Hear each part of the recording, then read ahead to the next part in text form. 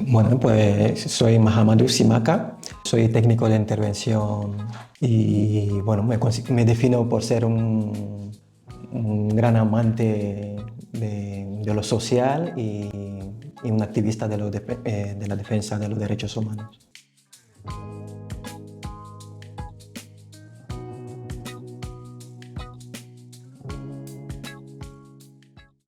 Soy originario de Mali.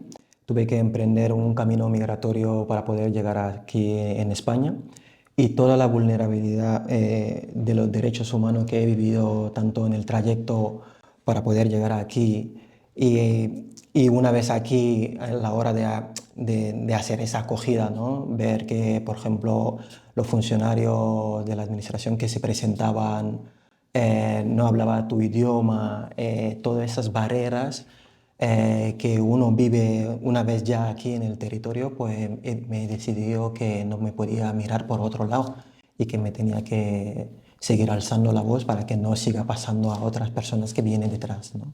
Yo diría toda mi historia, ¿no? Es decir, yo salgo de Mali allá en los 2012 por el estallido de la guerra que a día de hoy sigue unos grupos yihadistas que querían colonizar el norte de Mali, ¿no? Y no se querían quedarse solo con el norte de Mali, sino que querían quedar al final con el territorio en sí, ¿no? Y bueno, hubo un golpe de estado para que los militares, bueno, el presidente que estaba pues no era como muy a favor de la guerra que quería negociar y la población no entendía porque realmente él también venía del norte, lo cual no quería hacer como una guerra contra su propia gente, ¿no?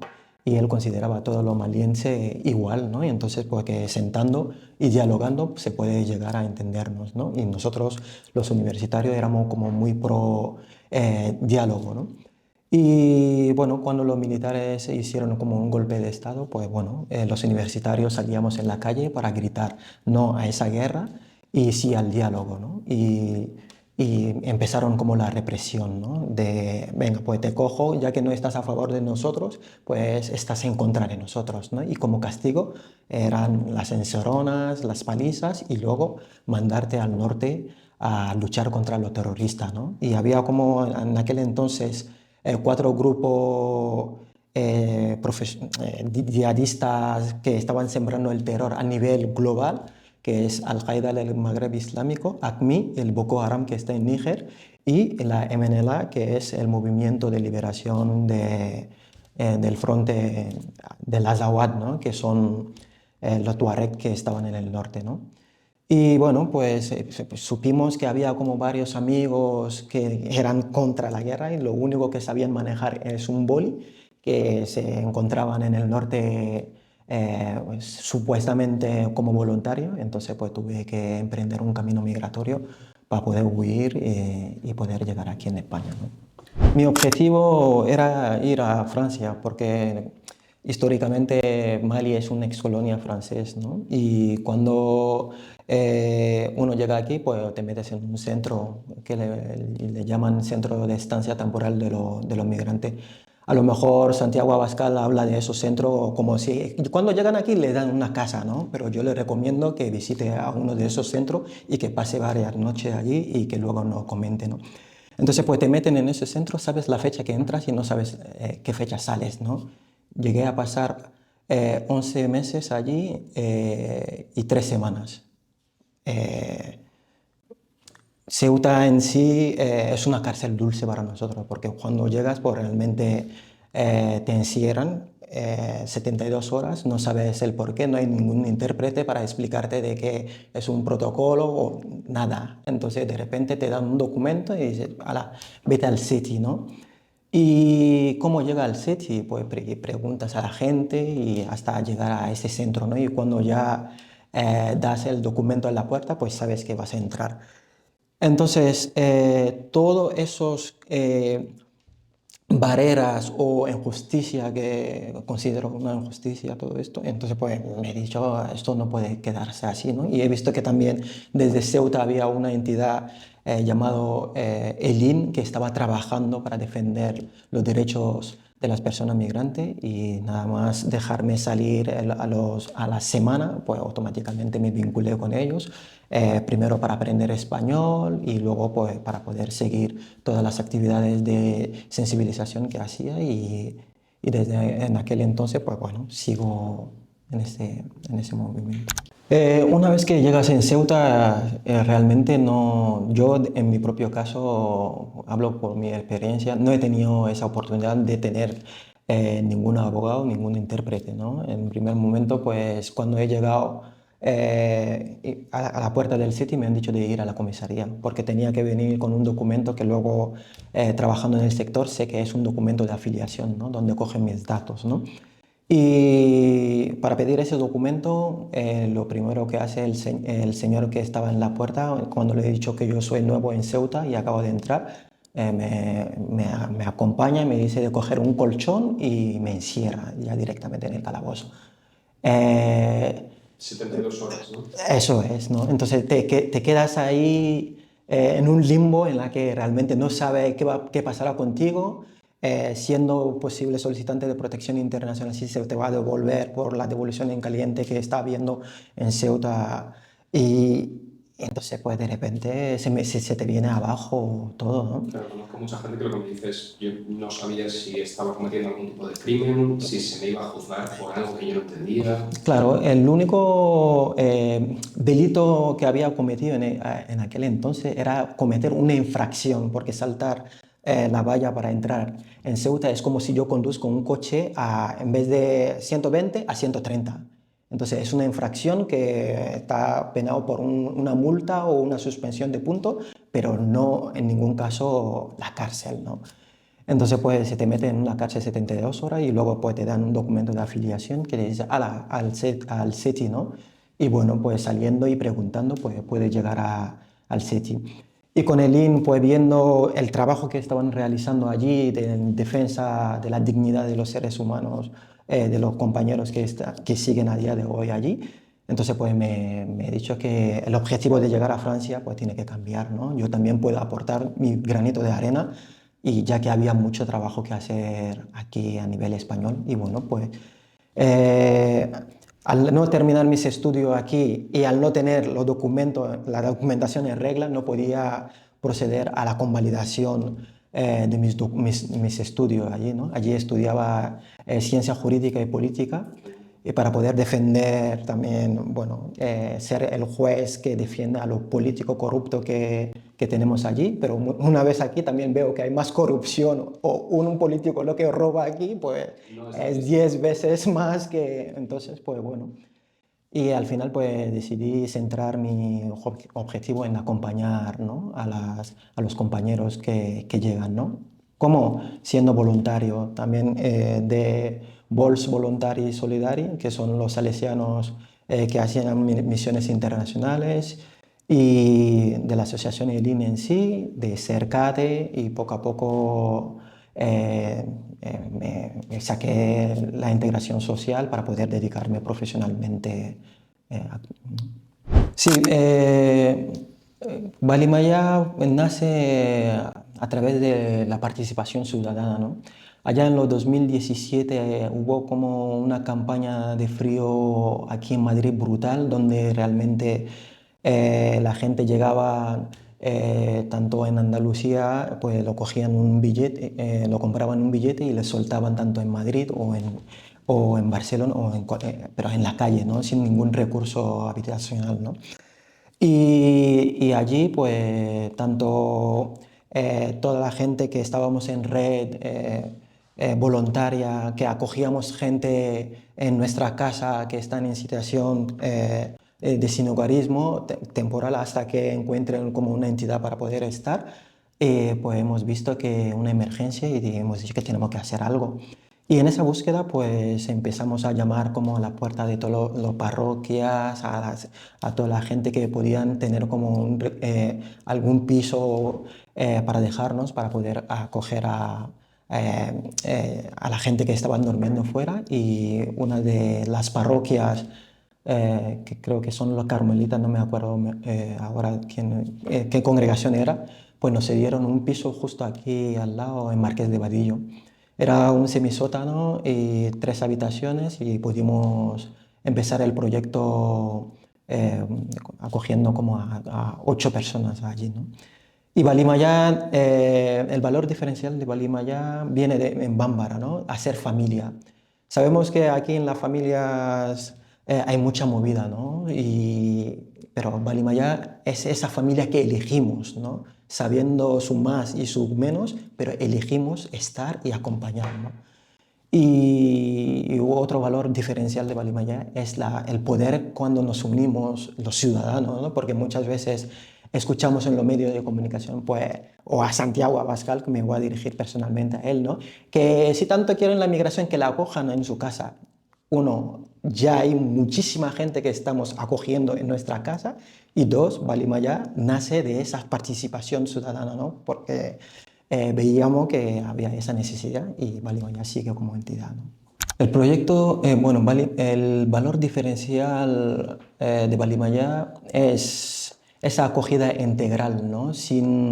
A largo plazo. Es decir, de la misma manera que yo sabía cuándo entraba en el SETI y no sabía cuándo salía, y lo he podido, todos juntos hemos intentado dar la vuelta a ello, ¿no? Es decir, venga, ahora vemos que todos los proyectos de protección internacional, pues cuando entras tienen una fecha de caducidad, ¿no? En cuanto llega tu resolución, pues a los 15 días estás fuera o a los 6 meses, sí, dependiendo de la resolución, ¿no?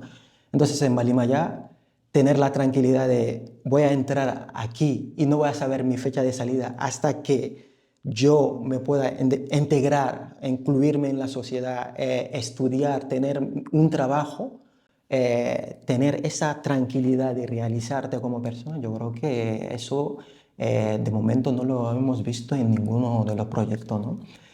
Y además que el marco, tenemos como mucho margen de maniobra, ¿no? Mientras todas las entidades que están claro, bajo el paraguas de protección internacional, pues tienen que cumplir ciertos requisitos, ¿no?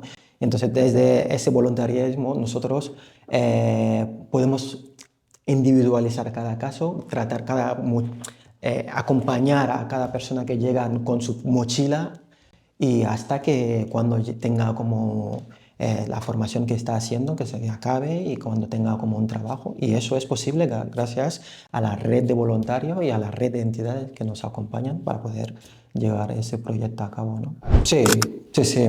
Una de las diferencias incluso era, por ejemplo, cuando un solicitante de protección internacional solicitaba protección en Ceuta o en Melilla, estabas privado de libertad de movimiento en el territorio español, ¿no? Entonces te tenían allí en Ceuta hasta que la resolución final saliera. Por lo que yo al solicitar protección allí he pasado como hasta casi un año en Ceuta. Y dado que no me llegaba la resolución, tuve que renunciar a la protección internacional para poder salir de Ceuta, ¿no? Y una cosa que ha cambiado es que ahora los solicitantes de protección internacional, tanto en Ceuta y en Melilla, una vez formalizado la solicitud, tienen tienen como ese libre circulación en el territorio nacional. También el lado contrario que ha empeorado es que las citas, ¿no? Es imposible conseguir una cita.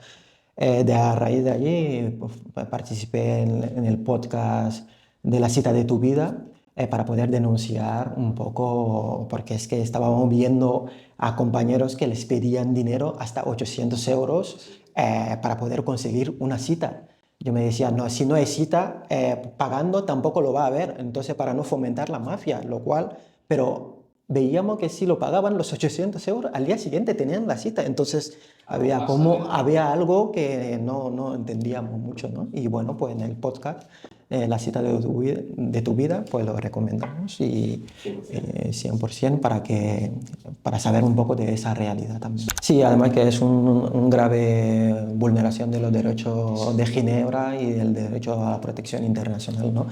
Porque todos los países firmantes de este convenio, uno debe de poder solicitar protección internacional desde en tu país de origen, pero por la externalización de la frontera en los países de origen no se puede y cuando llega en la frontera pues tiene que obligar a saltar las vallas para poder solicitar ya en territorio español, ¿no? Porque en la frontera ya sabemos que llegas en la frontera marroquí, está militarizado, ¿no?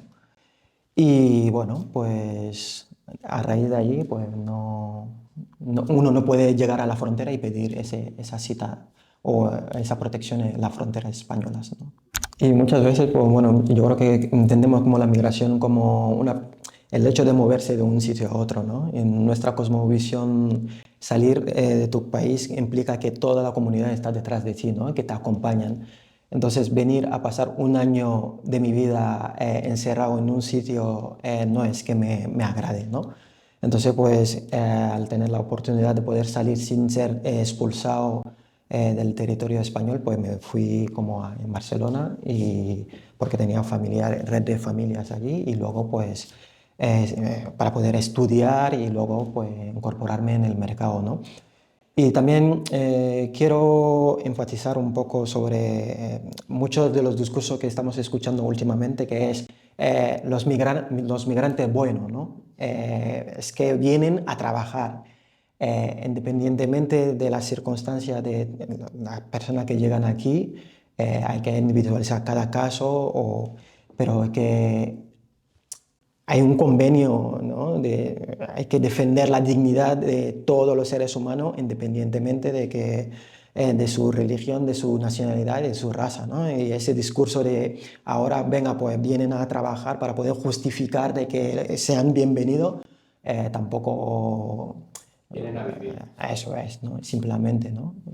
Y eso, y hay muchos partidos que están fomentando, o la ley incluso de extranjería, Es un choque constante. es un choque constante, ¿no? Es decir, yo no trabajo, es una pescadilla que se muerde la cola, no trabajo porque no tengo papeles porque no tengo trabajo y no trabajo porque no tengo papeles, ¿no? Entonces, y viene bien a muchos terratenientes, ¿no? De tener a esas personas en situación de sin papeles para poder contratar de manera irregular. Hay poco se habla de las empleadas de hogar, de la gente que está en el sector de los Efectivamente, cuidados, de cómo gestionamos el sector de la obra. eso es. Entonces, pues es brutal, ¿no? Es brutal.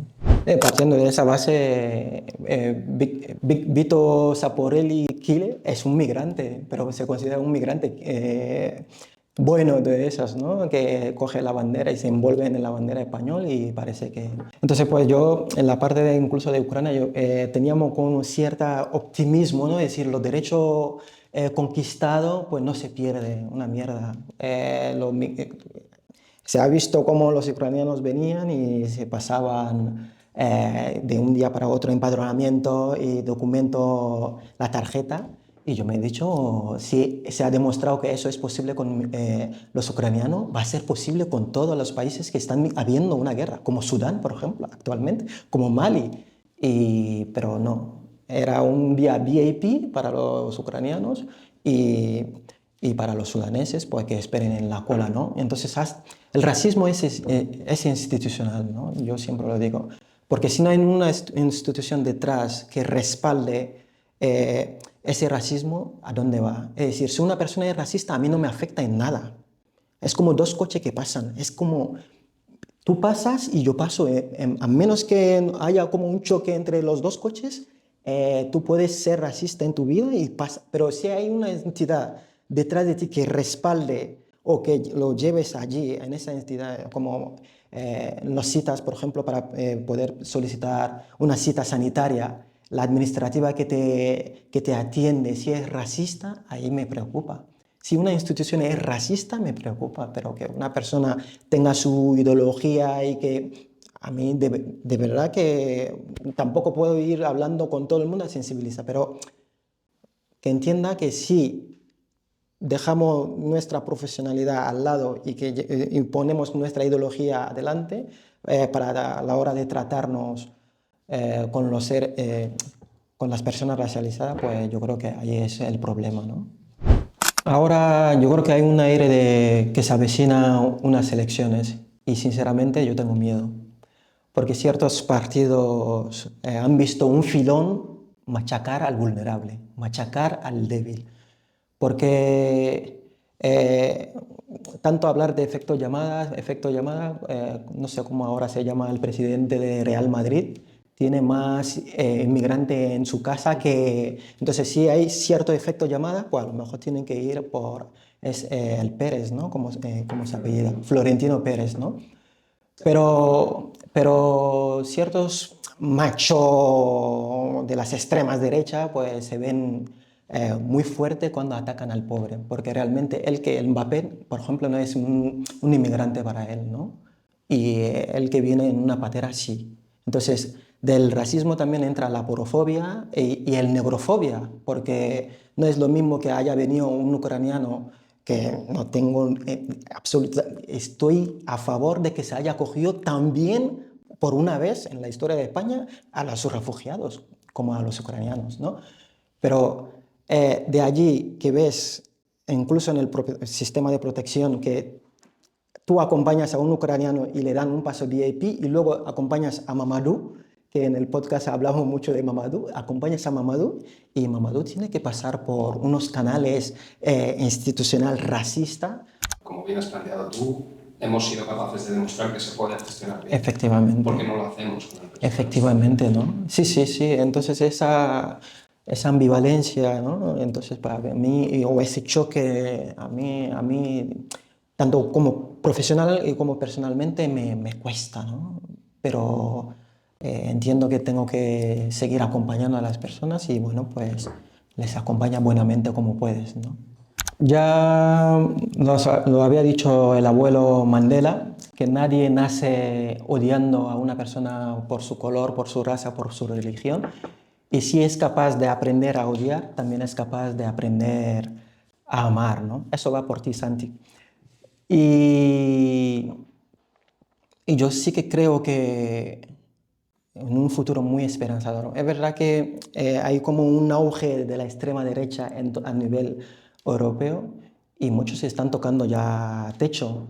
¿Por qué no están gobernando? Porque realmente son propuestas vacías que no pueden llevar a cabo.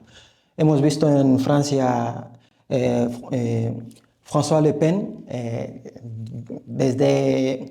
Si una cosa era coherente, François Le Pen, era que yo soy nazi y no quiero tanto al judío, no quiero tampoco al migrante y tal, ¿no? Pero ahora, ¿por qué su hija lo está petando? Marina ha venido y ha dicho, me tengo que adaptar a las nuevas circunstancias, ¿qué hago?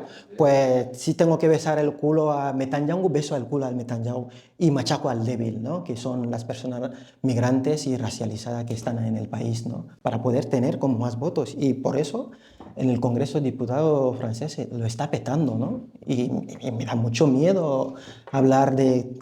y ver que en nuestro Congreso de Diputados tenemos a más de 53 diputados que se declaran pro-franquista y es que de verdad, que incluso si este gobierno hace una cosa que no estamos de acuerdo, pero es que de verdad que no puedo salir a manifestar porque ¿con quién voy a manifestar? Los que alzan la mano.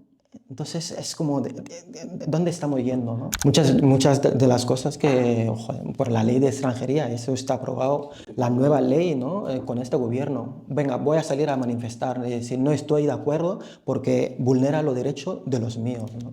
Pues facilitar el acceso a las citas para las personas posibles solicitantes de protección internacional, porque al no poder acceder a esas citas, muchísima gente que están huyendo de guerras, de violencias, de maltrato, están en situación irregular en la calle trabajando en los campos porque no le dan más opción para poder acceder y convalidar sus títulos, que hay muchos ingenieros que también vienen del sur global, informáticos.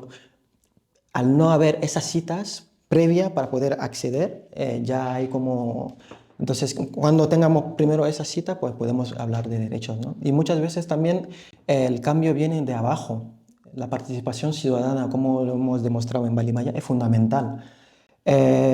Cuando vemos un perfilamiento racial, no quedarnos callados o al no poder no enfrentarnos con la autoridad, pues luego preguntar por lo menos a la persona que ha vivido este racismo institucional cómo está.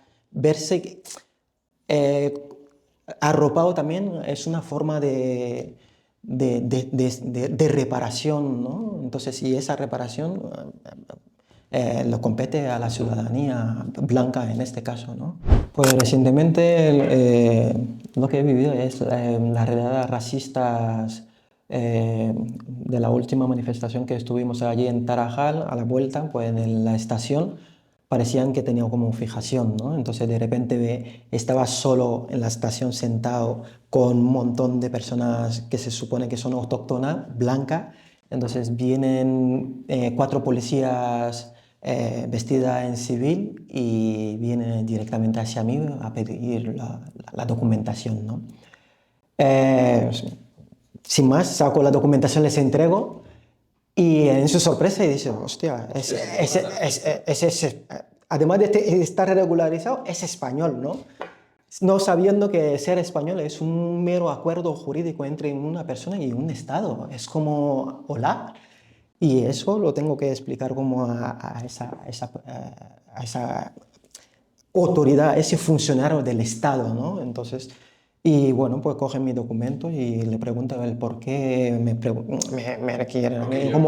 Y siempre me dicen, no, no, no, es rutinario, pero que sea rutinario pedir la documentación a la persona racializada y no a mi compañera que me estaba acompañando y que veníamos juntos, a mí me parece muy, muy grave. Puede ser rutinario, puede ser racista. Una cosa no Y quita lo, la y lo otra. es, y lo es, sin lugar a duda. Y muchas veces incluso con los colegas, ¿no? Racializadas, es cuántas veces te han parado al día, ¿no? Y yo me pregunto Esta ahora, semana quien tiene que eso es, ¿no? Y yo me pregunto ahora, ¿no? ¿Cuántas veces os han parado a las personas autóctonas por, por vuestro rasgo o por ser quien sois? La documentación, ¿no? Sin haber cometido ningún delito. Y uno de mis más miedos es que mis hijas pueden vivir, por ejemplo, esta forma de racismo de un Estado, ¿no? Que va a machacar como al más pequeño sin haber cometido nada, ¿no? Entonces y muchas veces pues, ese racismo, el tener como una persona blanca que nos acompaña en el sitio, es como tu pasaporte.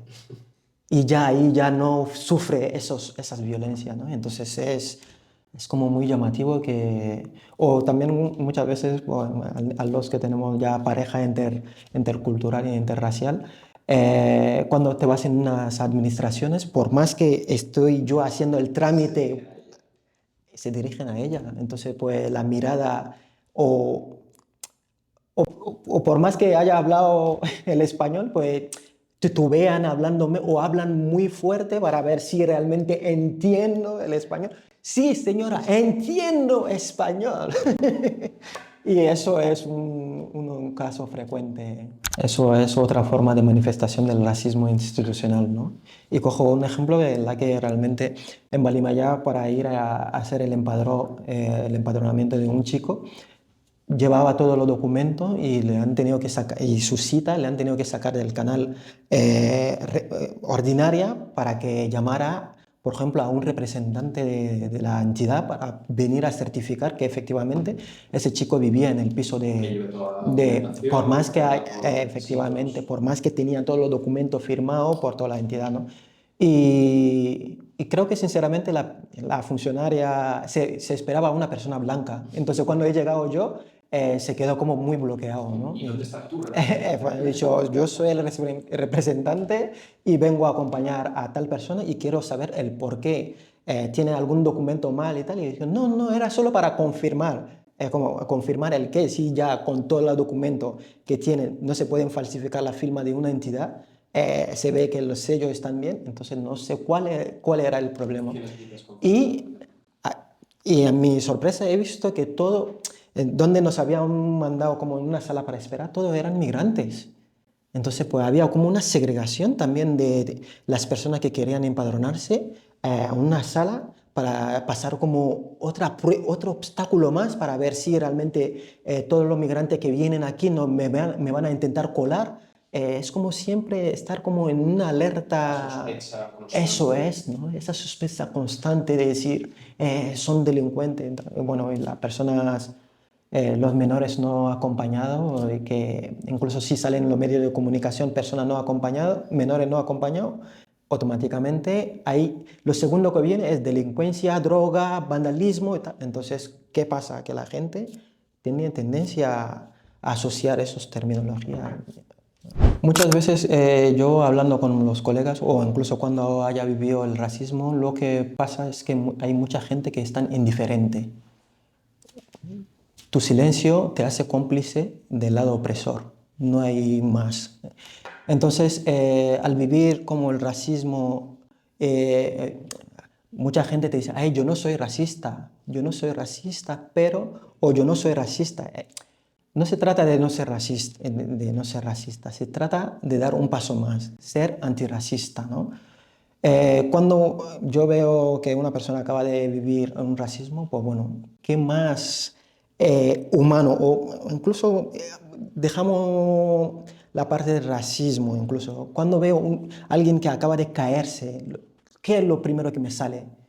Correr, intentar cómo ayudarle a levantarse, ¿no? Preguntar si necesita alguna ayuda o qué ayuda. Y el racismo es un delito y hay vías legales para poder activar llamando para que puedan las autoridades competentes tomar datos y muchas veces quien vive el racismo no se ve capaz por el bloqueo emocional en aquel entonces, no se ve capaz de poder denunciar realmente los hechos, ¿no? Entonces, por eso es fundamental las personas que nos rodean, la participación ciudadana para poder erradicar esa lacra es fundamental. No lo es en ningún caso, porque incluso cuando lo haya vivido en mi propia carne y me fui en una comisaría y los propios policías me estaban disuadiendo de que realmente no había racismo allí, que era como un conflicto primero entre yo y la persona y luego ya me ha insultado, pero que no es lo mismo decir un tonto que un mono, partiendo de esa base. Y bueno, pues se supone que ese caso que me lo iban a archivar a los 2 días, lo cual pues que no va a tener ningún recorrido. Y entonces efectivamente ese día perdí casi 2 horas de mi día sentado para que luego me estuvieran ahí convenciendo de no poner esa denuncia porque no iba a tener ningún recorrido. Y bueno, pues con la denuncia la había pasado a, a la administración del Estado que se encargan como de este departamento y bueno, pues justo cuando me estaban llamando para poder dar seguimiento al caso que efectivamente sí que iba a tener recorrido, estaba en Mali en aquel entonces de vacaciones, lo cual pues no tenía el documento de la queja y les he dicho en mi vuelta y bueno, pues a mi vuelta parece que los plazos han pasado y no ha tenido ningún recorrido al final, pero sí, sí. Complicado. Ya complicado. Sí, y yo creo que sinceramente, bueno, hay un dicho en Mali que dicen, el árbol que cae hace más ruido que las que están de pie. Y esa gente que sembra odio que genera ese ruido es por meramente porque tienen un interés detrás, ¿no? Los votos.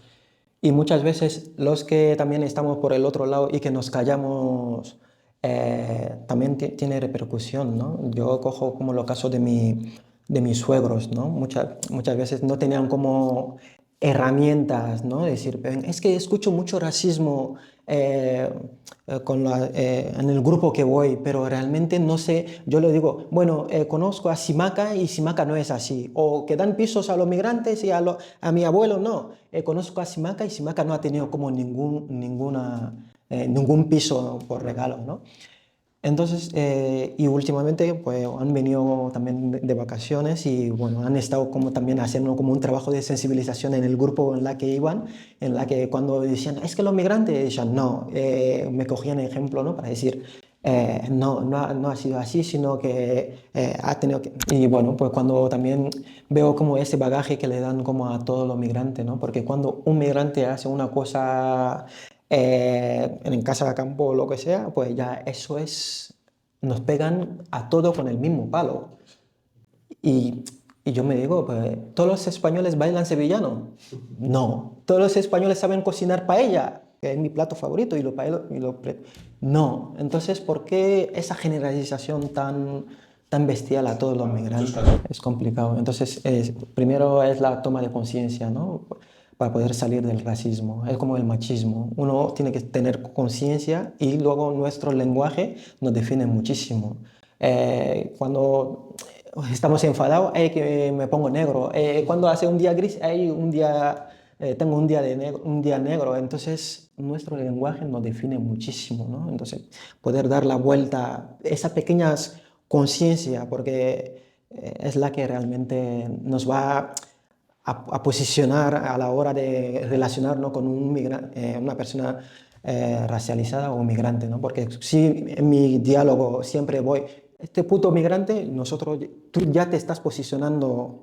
Estás condicionando el otro, ¿no? Eso es, que tú estás aquí, el migrante está aquí, ¿no? Entonces, a la hora de relacionarte tanto en el trabajo o lo que sea, pues tú siempre te vas a posicionar aquí, el migrante aquí, ¿no? Sí, en el caso de fútbol concretamente hay como un racismo, porque es el altavoz del racismo, ¿no? Porque allá en los 2015 hemos visto los cánticos de más de una decena de miles de personas de un estadio coreando a Samuel Eto'o, Samuel, eres un mono, ¿no?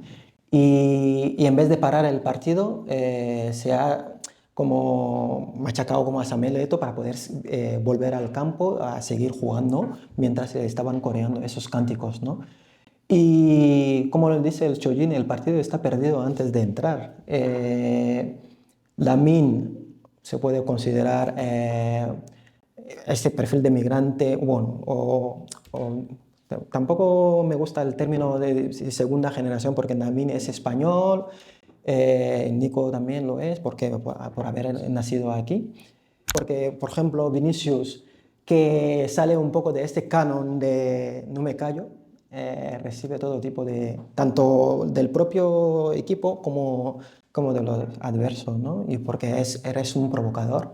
Y por ser provocador, si, por ejemplo, eh, Olmo, si Olmo es un provocador, lo llamarán puto tonto o lo que sea, no le dirán mono, ¿no? Es un Entonces, flipado, es un flipa o lo que sea, otro insulto, pero que no irán como a deshumanizar, ¿no? El racismo hacia la persona racializada siempre se trata de deshumanizar para poder estar como nosotros encima y que ellos están abajo. Y siempre no relacionan con los animales, que si no eres un mono o si que corre como una gacela o que, joder, qué fuerte, que es como un león, siempre se deshumaniza y se pone como en un pues apartado eso lo que me has dicho en varias de ocasiones, animales, que es ¿no? muy curioso. Es muy curioso. Entonces, y vincularte con esos animales tiene un hecho histórico, porque Que te dice que todos los animales vienen de África. vienen de África, entonces es brutal, ¿no? La historia colonial que había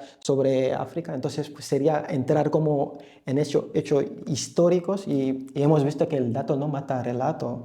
Eh, Vox está petando por más datos que pongamos encima de la mesa, que solo el 13% de las poblaciones aquí son migrantes, que no venimos a reemplazar a la población autóctona, sino que venimos a aportar, venimos a vivir, a compartir la riqueza que traemos en nuestra mochila, pero por más que tal, siempre somos el punto de mira, ¿no? Y se le está funcionando, porque hemos visto en Grecia, en Hungría y ahora en Francia, en los congresos de los diputados. Y en España hay un montón de comunidades en las que están gobernados por partidos que se han expresado expresamente en contra de los migrantes, en contra de lo bien de las mujeres, ¿no? Porque es un partido.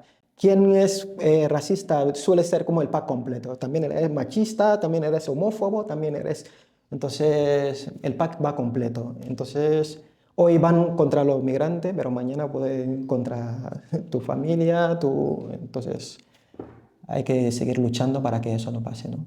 Yo siempre termino con la frase de García Márquez, ¿no? Porque realmente yo creo que es fundamental la participación ciudadana. El cambio tiene que venir de la base, no esperemos el cambio desde arriba.